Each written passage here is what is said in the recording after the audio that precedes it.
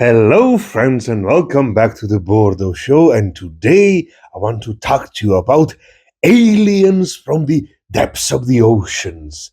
Or I want to talk about recently developing story about American government interviewing its secret agents and talking about non-human intelligence and UFOs, UCFOs or whatever, like unidentified air phenomena, UAPs, yes, and a bunch of topics around. Because I personally do not believe in aliens anymore.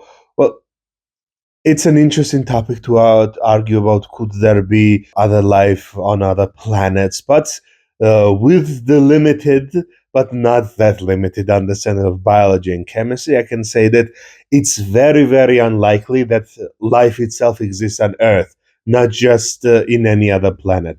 The fact that we are around is a miracle unto itself, and I don't think it could be, but I really doubt it. But the interesting thing that topic of aliens they were trying to discuss is that they weren't talking about aliens per se. They weren't talking about creatures from other planets. They were talking about creatures that dwell on Earth, in the oceans, and in unreachable parts of the planet. They might have bases and they might have come from other planets, but usually they're described as phenomena. Doot, doot. Okay, the conscious phenomena. Okay. Okay. Unidentified aerial phenomena. Basically, American government officials have said a lot of things that are tantamount to saying nothing. But what you can imply from that conversation is that there are some unidentified flying phenomena that go back to the depths of the ocean. As you know, the old saying that more of space is explored than our oceans, that 5% or 10% of the ocean depth is explored. And so, from these ocean depths, different non-human intelligences come around and zoom around in their weird spaceships and do a lot of weird stuff. And this tells me, first of all, that they're not aliens. If they're from our oceans or if they're from our planet, they're not aliens anymore. And some of the descriptions, they've even stated that those creatures have existed on this planet for much, much longer. You know, I am of the opinion that I believed aliens existed more before American government said they do, and now I have more doubts for their existence. And I find it pretty funny how nobody cared about this reaction. Some people said some stuff, including me. I'm making a whole video about it, but it has gone under the radar. Then you would imagine the government admitting that there are other creatures, other intelligences on this planet than human.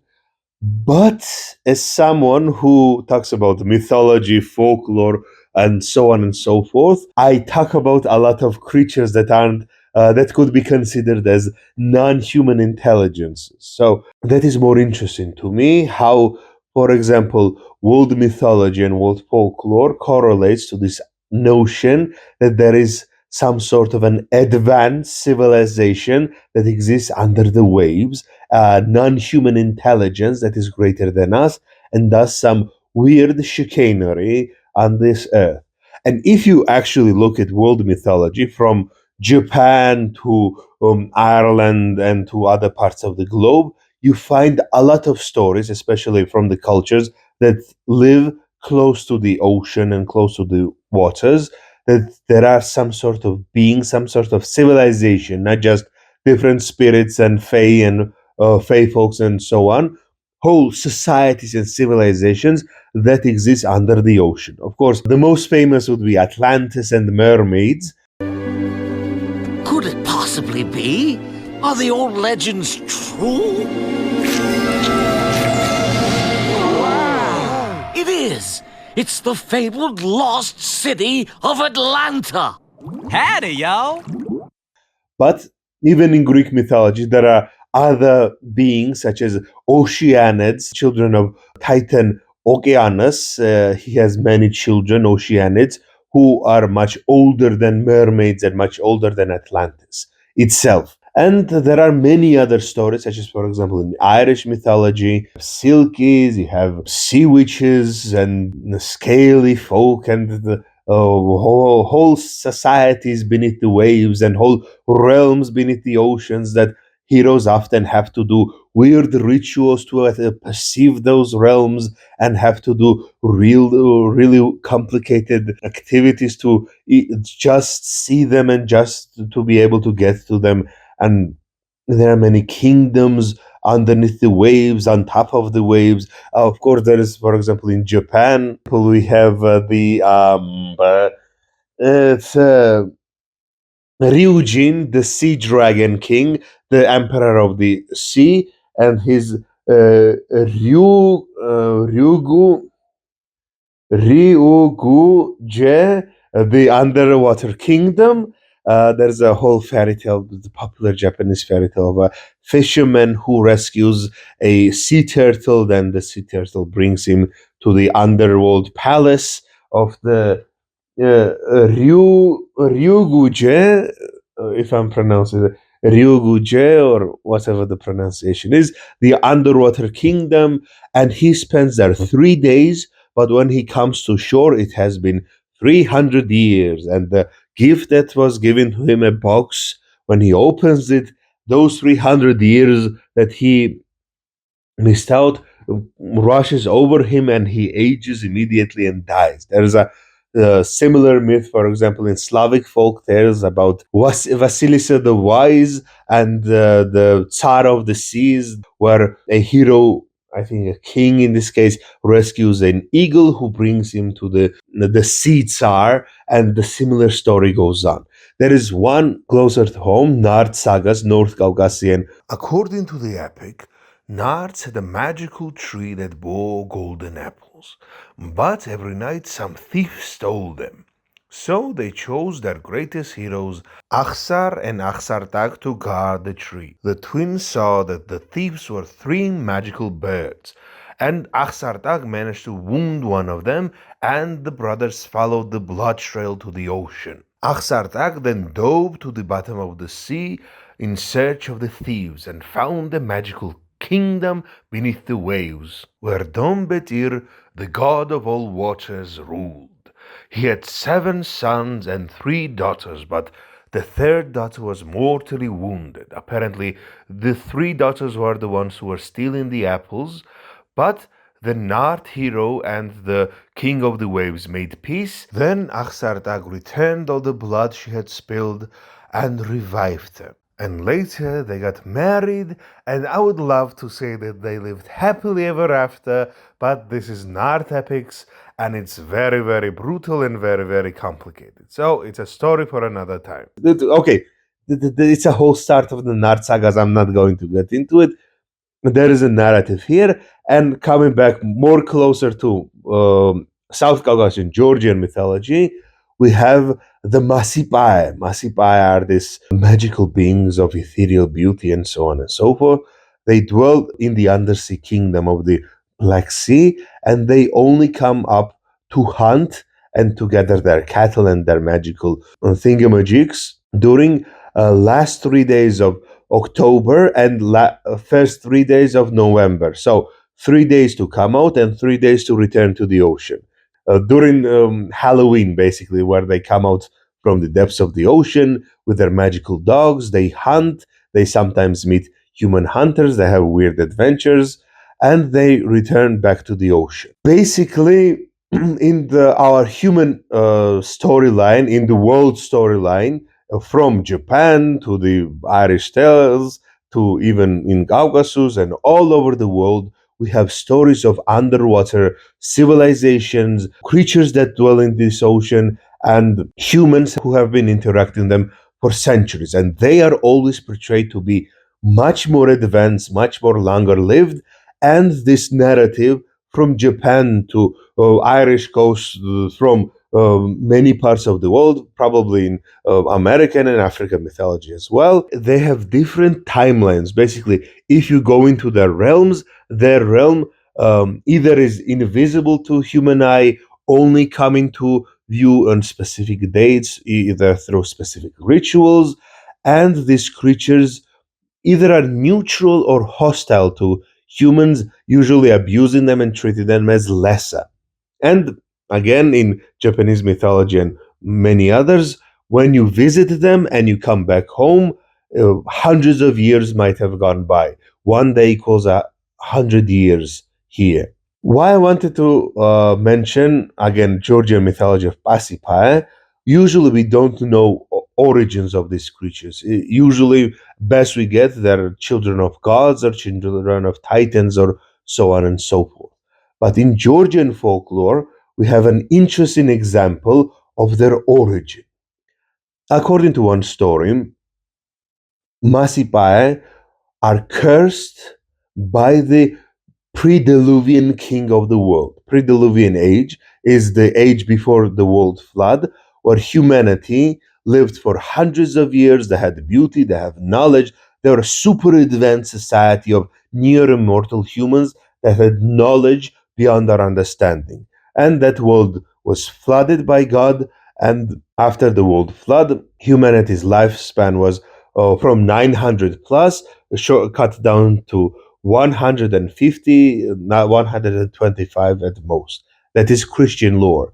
So, according to this legend, king of the pre-Diluvian world punished a couple of humans for their transgression and banished them to dwell beneath the waves, beneath the sea. And when the world flooded, because they were under the ocean, they didn't experience the world flood, and they kept the knowledge and technology and the longer lifespan that humans, pre-Diluvian humans, had.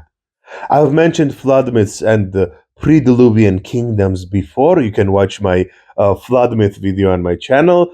And one of the things I've also want to mention in this section of the video is Devi, the giants of Georgian folklore, also were banished, and they also dwell beneath the waves in fear of Saint George. When Christianity came to Georgia, Saint George absorbed a lot of Georgian mythical male heroes who now we refer to as Saint George. One of the myths of Saint George is that he is the heavenly hero who fires lightning every time from the ocean the giants try to come out. So basically, when you see sea storms where lightning hits the ocean, that's Saint George battling the giants who are trying to emerge from the depths of the ocean again. There's a complicated myth about that. I just wanted to mention this specific part of these non-human intelligences of very advanced beings that are either banished into the ocean or willingly dwell into the depths of the seas. You can, of course, take these myths as just fairy tales, just stories, or you can do the modern American thing of ancient aliens, where you take modern idea of aliens and modern folklore of aliens and try to apply it to the ancient stories and folklore and try to say that all those human achievements are were made by aliens. I really don't like this aspect of ancient aliens, but I like thinking about mythology with different frameworks and different ideas. You can, of course, assume that these tales of humans meeting advanced societies and advanced civilizations of non-humans that dwell either inside, on top of, or on another plane of existence, but connected to the oceans, as humans interacting with the different dimensional beings or aliens with cloaking technologies or whatever you have. But this is the topic that came to my mind when I heard that Americans were discussing advanced non human intelligences that dwelled into the depths of the sea. Maybe what we think are aliens are actually mythological beings, or maybe what we think of mythological beings are actually aliens. This is my idea of sci-fi and fantasy competing in our unconscious. We could look at those fairy tale stories in scientific way and think about, oh, maybe those silky costumes that these beings usually put on. Maybe that's their diving suits, and humans have limited understanding when they see a flippers. And imagine you showed a diver's outfit to a ninth century Irishman. What would they think they are wearing? They would assume they're wearing some sort of animal hide, and they're turning into this animal hybrid creatures. Mermaid's tail could be some sort of a device or technological implement those advanced non-human beings used to traverse the oceans. Or we could assume more magical thinking that those aliens that we are interacting with are not otherworldly beings that we are completely unfamiliar with, but those are modern day human understanding, because unfortunately modern day humans have, especially Americans, and not just dragging you Americans into the conversation. We had similar mental break from our mythical past in Soviet Union, where they tried to eradicate any pagan or militant atheist Soviets tried to eradicate every idea before the revolution. So both Americans and Soviet era people saw more aliens than anyone else. That's the thing. Like, most alien sightings are in America because aliens exist more predominantly in American subconscious. And could be said that there are some alien sightings in Soviet Union as well, because they were shifted from a previous mentality where those would be considered as fairy tale creatures. Now they're considered aliens. I hope I'm making sense, but I try to keep an open mind and say if they're aliens, they're aliens. If they're fairy tale creatures, they're fairy tale creatures. One of the discussions I saw about this topic by Christian conspiracy theorists is that these aliens are some sort of watery demonic presence, and I sure it could be, and this is like another sign of the end times, another side of the apocalypse, and Armageddon is finally upon us, and so on and so forth. I It could be. I always try to keep every idea in mind and try to give every idea its due day, but I here's my perspective. Like modern day scientific worldview kinda erase previous folk mentality, I think Christianity tried to erase folk mentality and centuries accumulated ideas and folk beliefs that we had before. I would like to consider that we always keep open mind. I don't know, are they aliens? Are they demons? Are they fairy tale creatures such as Masipae or merfolk or whatever you want to call it? Hopefully, they're not Cthulhu and like Lovecraftian horrors. That's my number one hope. It could be any one of this except what H.P. Lovecraft thought dwelt beneath the ocean wave. I would suggest to keep an open mind, keep a skeptical open mind. Again, if America says that sky is blue, I immediately doubt it. Not just America, every government. You always have to have a healthy skepticism of the government and healthy open mind to every other idea. That's my perspective of all this nonsense. We have in our world mythology and world folklore a lot of stories about breakaway civilizations, about ancient civilizations long past, about beings, higher intelligences, higher level of beings, be it gods, spirits, monsters that dwelt with humans, competed with us, or even helped us out. And usually they have their own secret societies far away from where humans have direct access to it. Of course, Atlantis is the most popular one, about this ancient civilization sunken beneath the waves.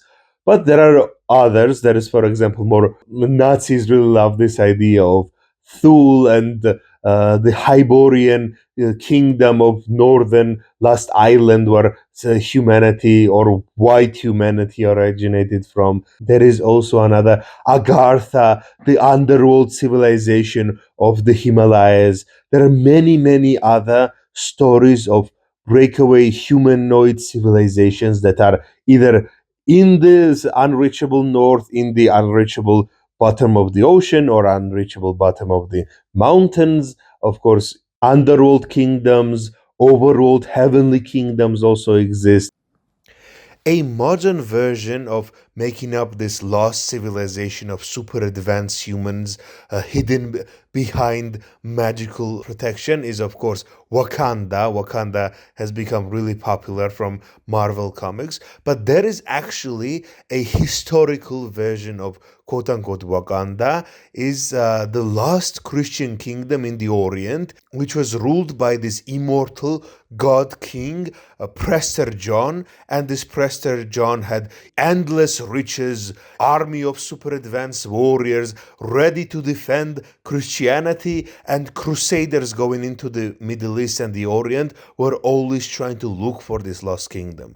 And actually, this lost kingdom is just Ethiopia that traders, Muslim traders, told to Christians, and Christians kind of mythologized this story. I love this idea of broken telephone turning a real historical place into this mythical land of a Magi king of immense power that is ready to receive all the Christian missionaries and give them endless amount of gold. These kind of ideas are a basis for a lot of conspiracy theories, and a lot of racist and unsavory folk use it. But I personally appreciate modern conspiracy theories as well as modern versions of mythology and folklore. So I studied them for their narrative sake, not for their silly made up we was this and that idea. So appreciate the story for story's sake. These stories are also present in Abrahamic faiths as well. For example, in Middle Eastern and Islamic stories, jinn, Bari, and many other spiritual beings, or beings with consciousness but not human form, or could shapeshift into a human form. Many such creatures existed before humanity. But after the flood, those creatures either were extinct or were banished by heavenly beings, heavenly creatures, to give the world, give the earth to humanity. So we may dwell in it and we may prosper. One of the stories, again from Georgian mythology, the main narrative of Eastern Highland Georgian myths, is the battle between heaven sent godsons and the giants, the Devi. We have a similar snippet, a similar narrative of watchers, that God sent angels upon the earth, watchers to take care of humanity.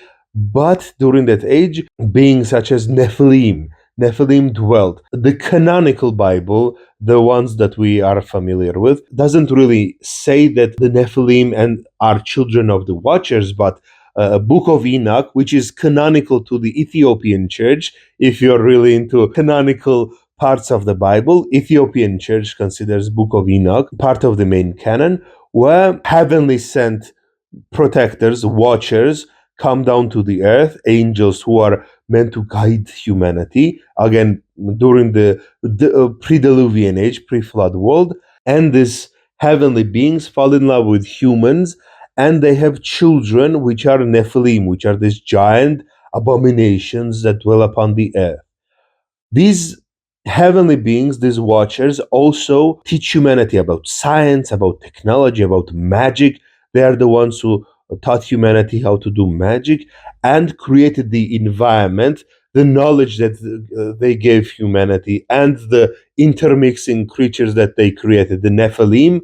They created such a terrible world upon the earth that God had to create this massive flood to wipe these creatures and these monsters. And a lot of mythology goes back to this pre flood world, where some try to build an underworld kingdom, such as in Persian mythology. Yemo, one of the king of pre-Diluvian world, builds a giant underworld safe house, a bunker, to survive the world floods and freezings and terrible shenanigans brought by God. There is also, as I mentioned, a Masipaya myth where the water dwelling creatures were banished into the water before the flood.